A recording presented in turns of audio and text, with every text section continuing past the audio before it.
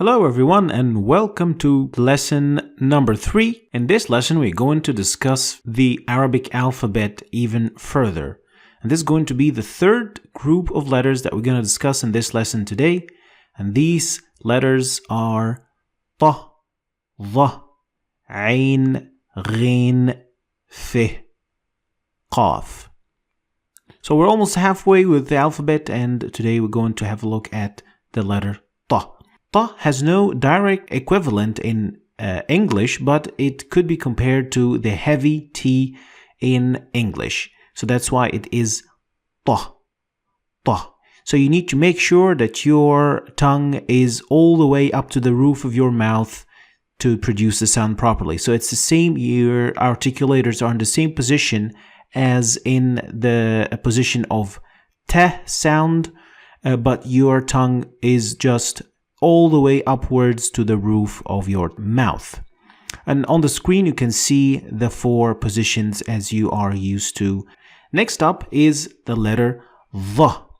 And dha is only compared to a heavy th in the sense that it is the voiced th of English, like the one we see in the word there.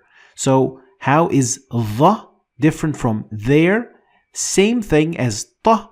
Your tongue has to be all the way up to the roof of your mouth to produce the proper sound. So instead of saying the, you're going to put your tongue all the way upwards to make it sound like the. So all the way to the roof of your mouth. That's the trick.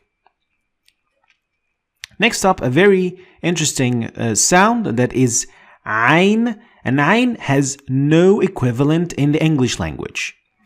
And this means that we're going to have to find a combination of sounds that is the closest to ain. And this combination that I found is the combination of a in English. So it is not the same, but it is so close to it. So if you have difficulty pronouncing ain, you can just say a or I. Instead of it. The 4 positions, as you can see. Next is the letter ghain. And ghain has also no equivalent in the English language, but you can compare it to the r or the French r, as you might have heard it, or the combination of gr in English, the gh, g. That is also the closest I could find for this sound. It's a little bit difficult, but it is ghain. And in order to demonstrate how these letters come in words, we're going to have a look at them in some examples. So the letters we've covered so far are ta, dha, ain, ghain. And we're going to have a look at some examples for these words. We're going to also use some of the letters and some of the sounds that we have learned in the first 2 lessons just to refresh your memory as to how to use them and how you recognize them in words. First example we have today is tar.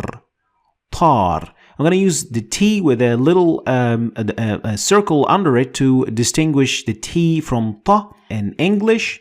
And tar means flew. Next example is abr. Abr. And as you can see, I used the A with a little circle above it to distinguish the A from a, because it's the closest I could find for this instance. And abr means across. Last, ghubar. Ghubar. And ghubar in this instance means dust, and it is pronounced in English as you can see. Now I'm going to move forward to the last pair of letters of today, of the 3rd lesson, and these are fi and qaf. Now fi is an easy one because it has an equivalent, direct equivalent, which is f or f sound like fan. And the 4 different positions are going to be yet again different from the previous ones because this is a new family of letters. It looks a little bit different. Make sure to note down the positions that look the same, like in this case, the separate and the end of the word. Last letter of today is qaf, qaf, and qaf has no direct equivalent in English, but it comes closest to ka sound. But you need to dig a little deeper in your throat to find your qaf. So qaf is a little bit backward in your throat. Kaf is a little bit in front. So you need to go a little back in your throat and you will find the sound. So qaf, and these are the 4 different positions that you should learn. So this, ladies and gentlemen, was the 6 letters of today that we talked about. We're going to have a set of examples involving the f and the qaf with some previous letters that we have learned from previous lessons in this lesson too.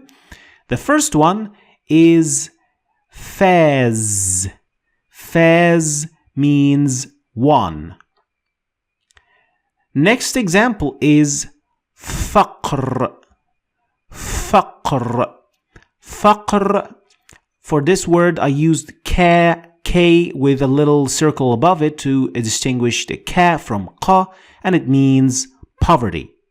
So faqr means poverty. Last example in this instance is going to be qasr. Qasr. Qasr means palace. So these were the 6 letters that we have learned today. Now, it's time to have some practice, to practice what we have learned today, as well as what we have learned in the first 2 lessons from the letters that we have learned. So the first example we have today is gharb. Gharb. So we have ghain, ra, and b in this word. Then sharq. Sharq. Sharq is made up of sheen, ra, and qaf. And the last word is qafaz. And qafaz is made up of qaf, f, alif, and zay. So leave your answers for these 3 words in the comments below. I'm going to have a look at them and I'll leave you my feedback if you need my feedback. And here I'm going to say, see you in lesson 4. Don't be late.